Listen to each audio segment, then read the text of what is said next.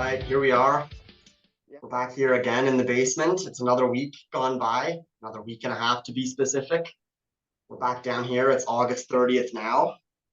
And we've got another guest appearance here on our channel here. So I'm CJ, he's Gilps, and our guest, why don't you introduce yourself? Hey, my name is Nathan, and yeah, excited to be on the podcast, guys. Beauty. Thanks Great for to have you. joining. It's always great with a third person. Absolutely. So, yeah, you know what? About a week and a half ago when we were here, I know the Blue Jays were just starting their series against the Reds. And obviously, August had been up and down so far, but we were one game in a wild card spot, right? One game ahead of the Mariners. Yep. Now, in that time, we're down, what, 2 games, 3 games now? I believe it's 3 as Yep. of the game after today. So we'll get into that in a minute, but we win that series against the Reds, which was great. Win a great first game against the Orioles, but then we end up losing that series ultimately. A blown lead there in the third game of that series. So that was a tough losing a series to a team in your division when you need to win those. Then losing that series to the Guardians, a below 500 team. We just won our series against the Nationals now, which is good, but it's not quite good enough based on how the other teams are playing. So yeah, you know what? A lot's happened in that sense. But I guess before we really get into things, some other news that happened this week is Austin Matthews re-signing his contract extension with the Leafs. Yeah. Yeah, what are you guys' thoughts on that? And then you can go ahead first if you want to give your input. Yeah. I think it's a good deal for the Leafs. You know, he is a key player on the team, key in offensive production as well. Over the last few years, averages well over a point a game and stuff. But for how much? What, 13 and a quarter? Yeah. Yeah. What, he's resetting the market now and stuff. So Yeah. Yeah, for sure. Highest paid NHL player ever now.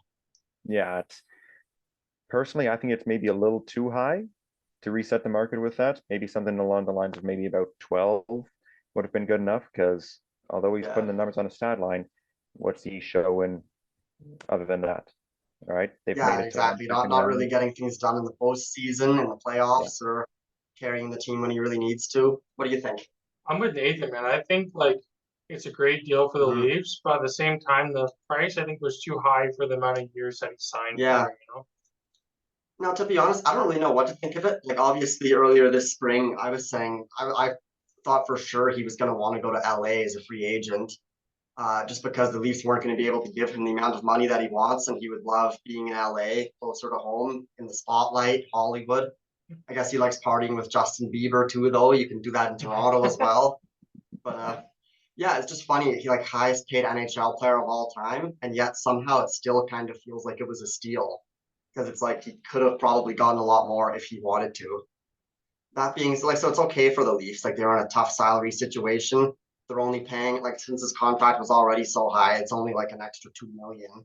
So it's not the end of the world. But yeah, I mean, at the end of the day, 60 goal scorer. Glad that we can keep him, and hopefully it works out in the future. I just like to add on to that. If they let him walk, they're gonna regret it, right? That's what I think. Well, if they let him walk, then it's almost like you are kind of giving up on this core, or at least you're trying to rebuild around a new core. Yeah. Whereas now they're still all in on this team, so maybe it's not, the window to win isn't over just yet. Yeah, the other thing I'd like to add on to that is, with him re-signing stuff, if within the next couple of years things don't seem to be working out, they're easily able to then still trade him and get a good return back for that as well. Absolutely. So for sure. He's going to go. They're not letting him go for free. They're going to get something out of him. Yeah, exactly. All right, so I think that just about does it for the Leafs. But they mentioned they extended Keith today. Yeah, I stole the words right out of my mouth. What are your guys' thoughts on that? I mean, we were surprised when they didn't fire him right away, and I guess when that happened, it was kind of inevitable that he was staying. What do you think, Nathan? I honestly was shocked by it, though. I thought with Charlevin coming in, he was probably going to be gone or finish up his contract now, but getting an extension. Yeah, it's just he was Dubas's guy, and then Dubas is gone, but they keep him. It just odd. No, exactly. So still all in on him. Yeah. And then I guess the other little thing that I wanted to mention before we get into things really was Canada's national basketball team at the FIBA World Cup, off to a 3-0 start, moving on to the second round. I mean, I think that's something that's pretty special, to be honest, just because for a long time now, Canada's had some pretty good talent on the basketball stage, like second most NBA players out of any country. Yeah. I know historically not a great basketball country, but in the last 10 to 15 years, we've really become one. Yeah. But still no international success, not not qualifying for the Olympics, not even sending our best players to these tournaments. There's always excuses. Still not the best team they could have possibly sent, but Gilgis Alexander's a superstar, and Dwight Powell, Alexander Walker, Kelly Olynyk's been playing great for them. So And no Jamal Murray. yeah, no Jamal Murray, but with the guys they have, though, they've been producing, and people are saying this is the best team that Canada's ever sent to anything. So what do you think? Maybe the time's come for them to show their success? Yeah, honestly, I think it's a good day for Canadian basketball. We're finally having, like premier NBA talent, Barrett and SGA. They've been really stepping up. They've been really playing great. What is it, SGA? He's getting at least 25 a game through the first three. So they've got a great player leading the way, nice complementary pieces around them, and that NBA talent is coming through for Canada. Yeah. So it's good to see that. Finally nice to have something to show for after all this NBA talent that we've been producing.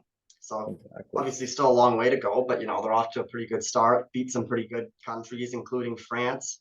So yeah, what do you think of this team? Yeah, I think it's great. Like it's like, wow, like you got all this talent in front of you. Let's see where it goes, right? Yeah. Let's put our foot in the door and show them what's up, right? Yeah, it's good to see, just like with our national soccer team going to the World Cup, now another sport where Canada's making their mark in. So that's all good. We wish that team the best. Obviously, Dan Schulman busy these days, still doing play-by-play for every Blue Jay game, and he's doing those games in the morning. Certified beauty. So anyway, I guess now let's get into some more Blue Jays talk. Things aren't looking too good. I mean, we kind of discussed the past week and a half already, but yeah, that series against the Orioles I thought was a real, like, losing the second game was okay, but the third game I was like, we got to win the series. That's what matters. They don't. The Guardians lose the first game, tough, because now we're in the easy stretch of the schedule. Win the second game big, and that third game on Sunday, they just tried as hard as they could to lose, it seemed like. They blew the lead, then they tied it, and then they had a guy at third base with one out in extra innings, could have walked it off, didn't. They end up losing. Yeah, they just can execute, right? Yeah. So now, you know what? Again, the teams around us are winning. But like I said, we're in a weaker part of the schedule, getting even weaker. But so the Nationals, another below 500 team, we won the series, which is good. Although a sweep would have been nice, considering that it was doable. Because last night's game was very winnable, huh? Yeah, for sure. Especially who they're playing too, right? Yeah. So. But they lose 5-4. They go down 5-1, which Berrios has been pretty good most of the season. But his last couple starts, it's been a little bit like last year, where he pitches like 4 great innings, and then he just has one where it goes off the rails and he gives up a few. So they go down 5-1, but then they go 5-2, 5-3. And then it was in the 8th when they had it 5-3. Varsho was pinch hitting for Ernie Clement, and Kirk was at third. So this new guy they just called up, McCoy, he's available to pinch run. Apparently he's fast. I don't know why Schneider does not pinch run for Alejandro Kirk. Varsho hits a fly ball that Kirk could have come in on. Or McCoy could have. Kirk tries to score and gets thrown out. Obviously, Kirk not an athlete. And then in the 9th, they get, Biggio and Kiermaier back-to-back hits. Springer walks. All of a sudden, still down by 2, but bases are loaded for no outs with Schneider. Oh my God, there's no one I'd rather have at the plate in that situation. But this time he doesn't deliver. Sucks that he delivers when there's no one on base with the home runs. That would have been nice, that one to walk it off. But then Guerrero comes up with 1 out, and like we've been talking about for him, this is his chance to kind of be a hero. Unfortunately, he does get an RBI out of it, so the 4th run comes in, but he grounded out, so 2 outs now and still down by 1. At the end of the day, Jansen couldn't deliver with 2 outs.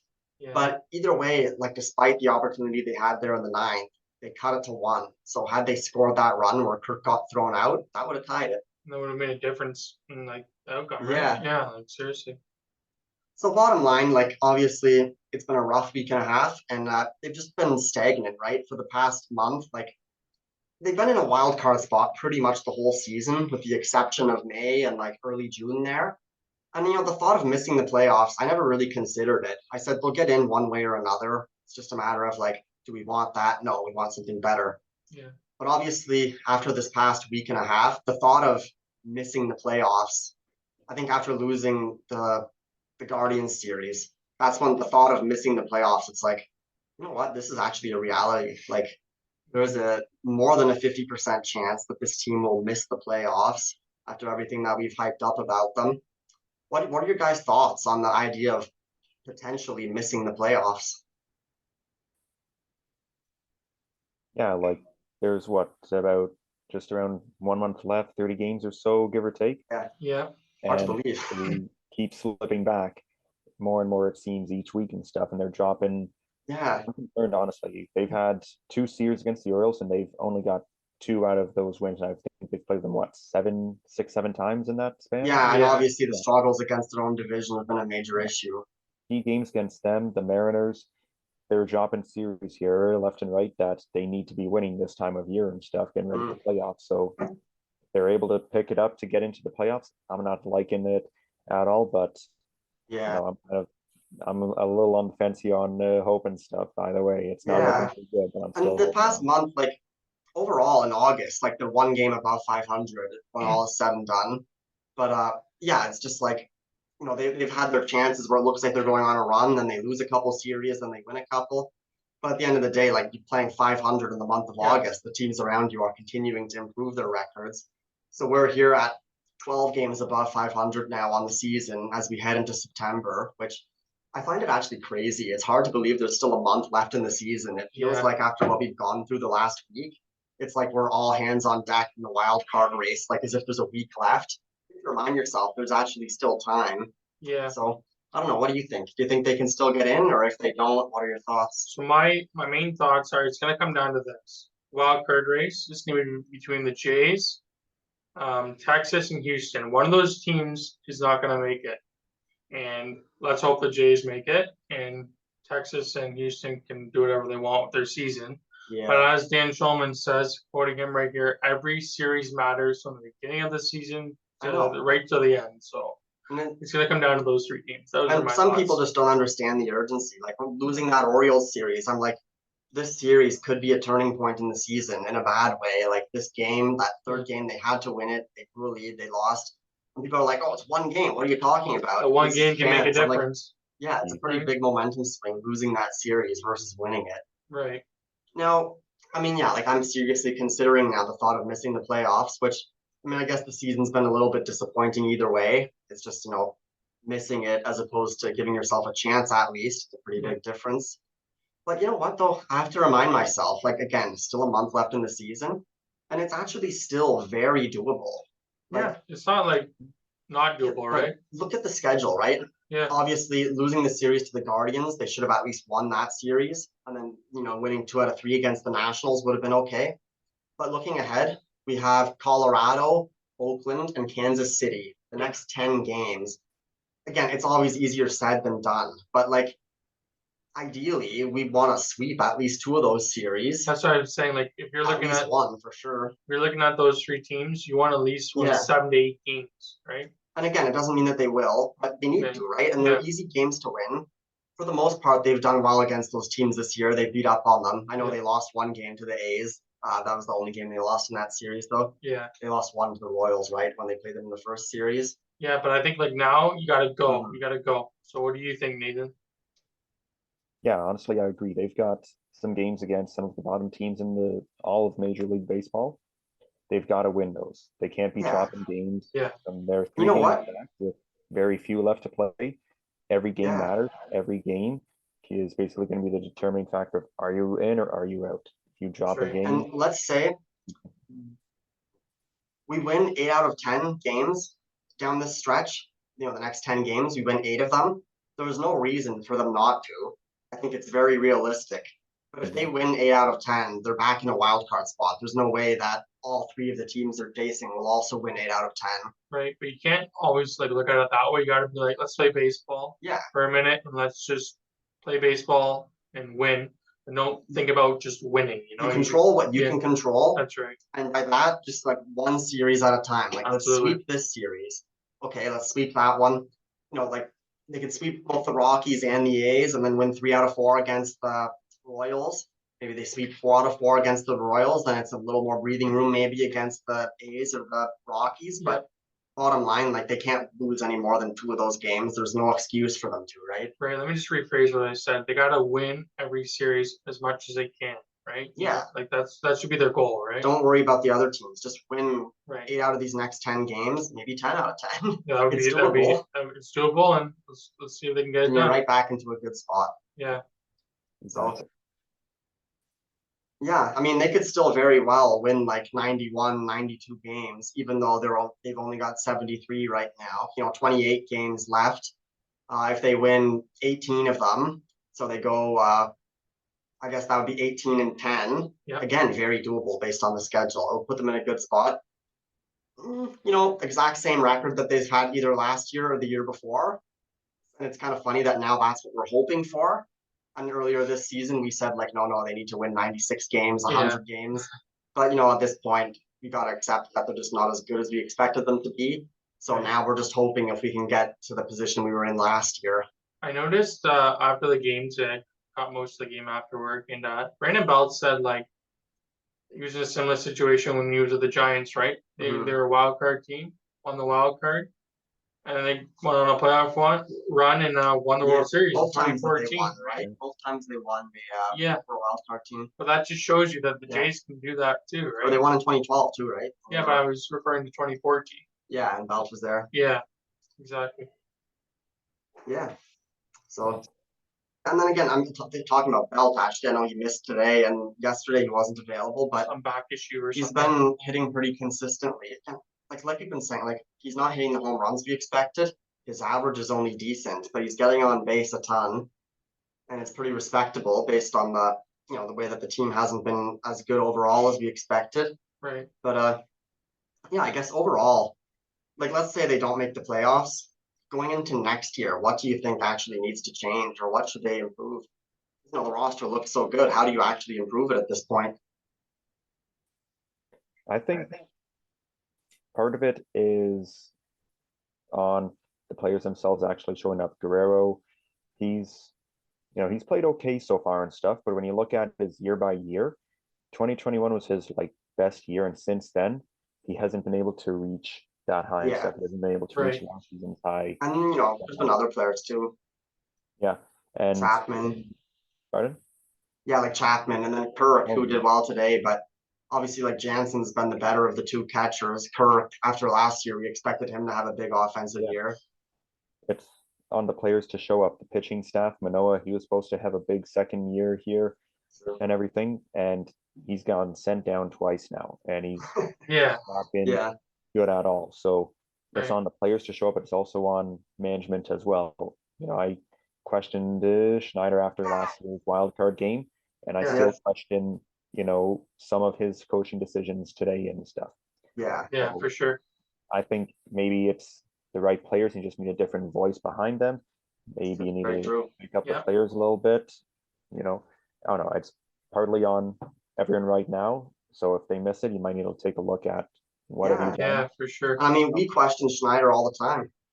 Yeah. Yeah, like if you were to pick one guy on the team, like coaching staff, take over, I would think it'd be Don Mattingly, right? But like you said, Nathan, like comes down to the players showing up every day, right? The pitching's been pretty good, if not excellent. Yeah, it's been spectacular. Like one of the best we've seen in a rotation in a long time, right? Exactly. Besides the last playoff couple runs ago, like 2015, 2016, right? Or 2014, 2015.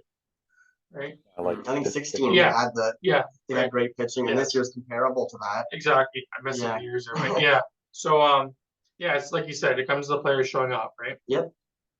And it's very true. Obviously, like we said, Vlad having a down year, even more so than last year, Kirk, Chapman. But obviously, like, they did have a bit of a downgrade offensively with losing Teoscar Hernandez and Gurriel. We thought that, it would be fine because they were so good. We're improving in other areas, but, Varsho hasn't delivered quite as much as expected at that. But that being said, though, like this is the best pitching that I've ever seen. The whole rotation, even without Manoah. Imagine if they had him producing, how much better they would be. He was lights out. Yeah. Right? And then the bullpen has been spectacular. Yeah. And our defense has been great. And, speed on the bases, too, something we've not had in the last few years. It's like we discussed last week. It's really just the power that we're so used to from this team. Even in the years where the Blue Jays have sucked, they've still been like a great power hitting team. Yep. This is like the first time in so long that we've really struggled to hit home runs or come up with big hits. Yeah. And yeah, it's like we said, the players are still there for the most part, but I'd say like one thing that needs to change, bring back Teoscar Hernandez. He was open to it. He's a free agent. The trade deadline, right? He didn't say no. Boy, like you look at how hot the Mariners are right now, and he's carrying them. And obviously he's struggled quite a bit at times this year, lots of strikeouts. I mean, I guess that's been his one weakness in his career. But at the end of the day, like looking back, if he's finishing the season with 25 to 30 home runs, 90 to 100 RBIs, like we've missed a guy like that in the lineup this year, and he's the guy. Spark, right? And you look at the batting order too, like Guerrero in 2021, like Semien had a career year. I think, like you said, 2021 might have been even better offense than last year. Yeah. Semien hit 45 home runs. Teo was hitting behind him, going 30, 300, and 115. So it's like, for Guerrero, it's like it sets him up more for success when he's surrounded by those guys who are absolutely hitting. The energy feeds off each other. Right? Yeah. It's not just like they pitch differently, right? When there's more guys around him who are threats, but also it's a psychological thing. He doesn't have to worry about how much damage he needs to do when he has Teoscar hitting right behind him. Or this year, I mean, obviously right now, and that's kind of what I wanted to discuss as well with the order and why I thought maybe having Belt hitting behind Guerrero would be good, considering that Belt's been a threat. Then again, Bichette and Chapman, tough for Bichette actually after just being healthy again, back on the IL. Yeah, it's unfortunate. Which is tough. But then again, Davis Schneider, who I know we didn't even get to talk about this yet, but we talked about him a bit last week. And I said on Friday night after losing to the Guardians, like Snyder was so hot there, and then now he hasn't been playing. He's only playing against lefties, haven't faced a lefty in a while. And it's like he was the spark that they called up early in August when they needed it. It worked. Now they need it again. He's on the roster. He's not playing. Just play the guy. Yeah, seriously. They put him in on Saturday, finally, Schneider, against a lefty pitcher. He goes off. He's been in the lineup every day since, and he's come up with an extra base hit every day since. What's your thoughts on Davis Schneider, Nathan? Yeah, I think Schneider, he's been playing absolutely amazing since he got called up from that first game against Boston. He's been the spark they need on offense and just in the team in general. So Bichette's out for a couple of weeks now and stuff, so they need Schneider in every game. He needs to be starting. He needs to be in that batting order. Preferably, I'd like him to be in the fourth slot, maybe even third. Yeah, it's a good call. Put Guerrero in fourth there and stuff. Have Schneider who can hit well either before or after, take some of that pressure off Guerrero like you were talking about. Yeah, I agree too. Yeah, it's a great idea. And it's like, I mean, last night he came up with the bases loaded and no out. Unfortunately, that's the one time he couldn't deliver. But, when he hit his home run earlier in the game, there was nobody on base. I would like to see him leading off to an extent, but you also want him to be up with guys on base. And I think it just sets up well, having him hit right after Guerrero and then having Belt hit right before Guerrero, at least while Bichette's out. I'm not too worried about Bichette being out this time since the schedule is light and it's only the 10-day IL. Hopefully it's just the 10 days. Yeah. But like let's say Springer. And I also like Springer being back in the leadoff spot. Witt did a great job there, but he's pulled off just a tad. Springer seems to be kind of back to his old self. Yeah. So yeah, like Springer, Belt, Guerrero, Schneider. Like that's a solid top four for now. Well, today Schneider was in the second spot, right? Yeah, and then when Bichette comes back, then you got even more options there. Yeah, exactly. So yeah. I mean, speaking of Guerrero though in his season, I just wanted to discuss this quickly, I guess. I mean, obviously, like 2021, he had this career year, which call it a career year. I mean, like he's the same age as us, so he's not really young anymore. But obviously, baseball players historically hit their primes later, stay in it for longer. He's still got so much career left. And, our expectation was that he wasn't just going to do that the once. He was going to continue to do that. So I don't know, do you guys still think that he's the generational player that he was hyped up to be? Generational player, I'll put a question mark there. He's shown flashes of it. We've seen obviously he's got insane power behind his swing. Yeah. Everything like he's got how many of the hardest hit balls in Major League Baseball for home runs, constantly in the home run derby as well. So he's got his power, and we've seen it where he's getting, 30, 40, almost 50 home runs. Is it an off year? Yeah. Is it something that he can easily fix in a year or two? Yeah. Right. I'm not thinking this is going to be something for his career or 2021's the high and it's just going to be downhill. He's probably going to get back up to that generational talent level. I don't know. He could Okay. probably be a solid 35, 40 home run guy throughout his career, but is he going to be that superstar guy that the whole league is looking on that is going to take the Jays to the World Series? I don't think so. They need some other support around him. They need that secondary player. So, yeah. And that's fair because it goes off Yeah. our point there saying that like just having more threats around him would help. I guess maybe a real superstar would not need that. Then again, though, I mean, maybe he's it's just a psychological thing. He'll work that out, and then he's still got so much time. Yeah. Anyway, what do you think? I'm with Nathan. Like the points he said were like spot on. Yeah. I think it's just gonna come down to being consistent. Like Yeah. the bat, like he has like the power, the Mhm. mechanics, the defense. Like not. Let's just touch on this too. He went from third base to first base. Wins a Gold Glove. Yeah, so he has the defense and the offense. It's just being consistent, right? That's what it's gonna come down to. And you know what? I kind of agree with that in a sense. Like you do agree that he is a superstar, but the term generational, I guess, is a little iffy because Yeah, Tatis and Acuna are the same generation as him, and they're supposed to be generational players as well. right. But anyway, as for that, I mean, I would say there's no doubt that he is everything that he was hyped up to be. It's just a matter of finding the consistency. But I don't worry that he isn't that player or that he won't be. I think Right. he's proved it. Like again, because a lot of people are like, casual fans might not realize to what how special this was. But that 2021 season that he had, like there was no way that it was a fluke. Like no player can No. put up those kinds of numbers by mistake. No. I think it's arguably the greatest offensive season that any Blue Jay ever had. Yeah, I can see that In our for sure. lifetime, I mean, 2011 for sure. Bautista is the only thing that comes close. Yeah, I mean, honorable mention to 2015 Donaldson, but Yeah. still not as good. I know older fans would say George Bell, 1987, but I Yeah. looked at his stats yesterday to compare. George Bell he had one less home run. He had 47 instead of 48. Okay. His batting average was a few points lower, still over 300. He had more RBIs. He had like 130 or something, which is Okay. huge. But his on base percentage was much lower. Like Mm. Guerrero, he hit the 48 home runs, 311 average, 111 RBIs, and his on base percentage was 400, OPS over 1,000. And yeah, George Bell, his OPS was not over 1,000. I don't even think they tracked that crap in 1987, but apparently it's there on Baseball Reference. Yeah. Yeah. So yeah, I think there's no doubt no player can put up those kind of numbers by mistake. He would have been a lock for the MVP in any other year. Yeah. So he is the player that we thought he was. It's just a matter of being more consistent. Yep, I agree. Yeah, like those numbers, they're absolutely insane. Having a guy that, 310 with almost 50 homers, that's quite rare and stuff to achieve. And if you have a guy that can achieve that or close to that even and stuff, and at least, 40 homers, then you've got a special guy there. And so they need, but if you look too, they had Simeon that year as well.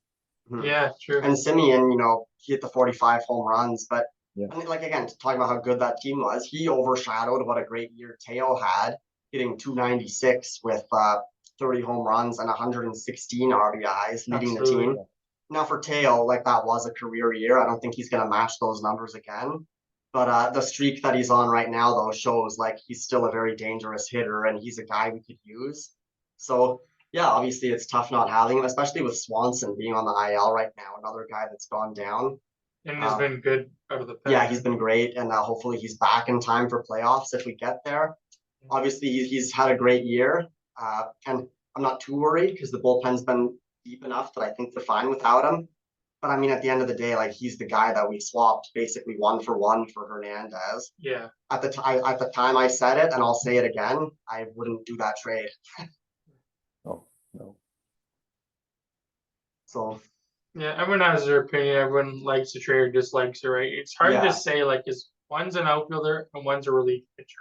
yeah, they're just so different. So, Apples like, and it's hard to oranges. say who won the trade. And our right? bullpen's been so great this year, much to the success of Swanson, that it's Yeah. hard to argue against it in a way. Absolutely. But the offense just hasn't been there, so that's the key determining. Yeah. Now they got a guy like Varsho for Gurriel, who was supposed to kind of replace some of that. He's hitting much better the last few games again, and nothing tops his defense or his speed, but he's just not been hitting the home runs, like we expected him to. Right. So yeah, like all the pieces are there. It's just a matter of down this stretch, we need to play. I mean, we don't even need to play the best we can. We just need to win at least 8 out of 10 games against these weak teams. And I think that would put us in a good spot. As bad as things may look right now, thinking that we need to win like 20 of our next 28 games to even get to like 93 wins. It's like, you know what? It's actually doable. So Never say never, right? yeah. So yeah, at the end of the day, like it's not the season we expected to have, but I think that, this team's kind of shown that they're just not quite as good as we thought. But they're still pretty good. So it's going to be a very exciting stretch these next few weeks. Obviously, like I said, it already feels like the season's wrapping up. There's still another month of this. Yeah. Get your popcorn ready, guys. Yeah, it's going to be nuts. Yeah. And then on that note too, my fantasy team, which just like the Blue Jays, was in a playoff spot for pretty much the entire season. Then, a few weeks there while I was busy, they kind of fell out of a playoff spot. Same thing, 2 weeks left in the regular season, and it's all hands on deck for me now on the Crunch outside time. looking in, just like the Blue Jays. Yeah. So, for sure. Yeah, I think, that just about sums it up for the Blue Jays. I think we've covered everything. Yeah. We'll be back here probably in another week and a half. Yeah. But I guess before we go, another thing, again, fall, getting to the time of year where we're pretty busy in the sports world, but I think the NFL season's starting in just a couple weeks, and I Yes. was wondering, Nathan, if you had any thoughts on that. Any early favorites, perhaps? Early favorites, obviously, got to go with the Chiefs, defending champions. They're Of course. looking strong. Don't ignore Philadelphia. Jalen Hurts, he just got that big new contract. He's one to watch. I'd say a good team that's a sleeper pick I'd have them at is Jacksonville. They showed some good glimmer of hope last year. Trevor Lawrence, he's back again. So I think that could be a really good team to watch. And even Baltimore. All right. Baltimore getting in with OBJ, getting Jackson back in. Hopefully he's able to pick it back up and they can be a threat too. As for the NFC, not really seeing too much competition. San Francisco, of course. Evan Brock Purdy at the helm there. Yeah. They can be a good threat. So I'm thinking it's probably going to be a San Fran Philly NFC title game there, and then in the AFC, you got to get to Kansas City, and it could be any one of the other teams mentioned. Yeah, for sure. Yeah, and that's interesting. Obviously, the Chiefs and the Eagles, we expect those to be the teams. Jacksonville's an interesting one. We'll have to keep an eye on them as the season progresses. But yeah, as for me, the pick last year, obviously the Bills were like almost a favorite to win it all last year. It ended up being a disappointing exit, but I think they've still got a shot. Much of the same team is back, and they did face a lot of adversity last year with the city was like buried under 2 major lake effect snowstorms within a month of each other. Yeah. They had to move one of their home games because of it. Injured tomorrow. Yep, they also had some localized flooding, that they had to deal with too when all that snow melted. But just when all that was behind them, as you mentioned, a player almost dies on the field. Yeah. So crazy. A lot to go through for one team in a single season. Disappointing loss there with Joe Burrow. But yeah, that's a team that I still hope this year. I'm a fan of them, but yeah, I think this year they've still got a shot to go a long way. It's just a matter of getting past the Chiefs. Yeah, for sure. So I think we covered everything that we were going to talk about. Yeah, just about. You got anything else? I'm okay. How about you, Nathan? I'm good there. Thanks for having me on, guys. Yeah, thanks for taking the time. Yeah, thanks for joining us. We'll be back again shortly. We'll give another quick update on our men's league team. I know we mentioned we were on a winning streak. We extended that to 3 games, and we actually won the first playoff game by default. Yeah. So make that a 4-game winning streak. There you go. There you go. But Hey, a win's a win, doesn't matter how it comes. That's right, man. yeah, so thanks again for joining us. Yeah. We'll do this again sometime, and yeah, we'll be back here in another week or so. Really appreciate it, man. All right, thank you guys, appreciate it. Till next time.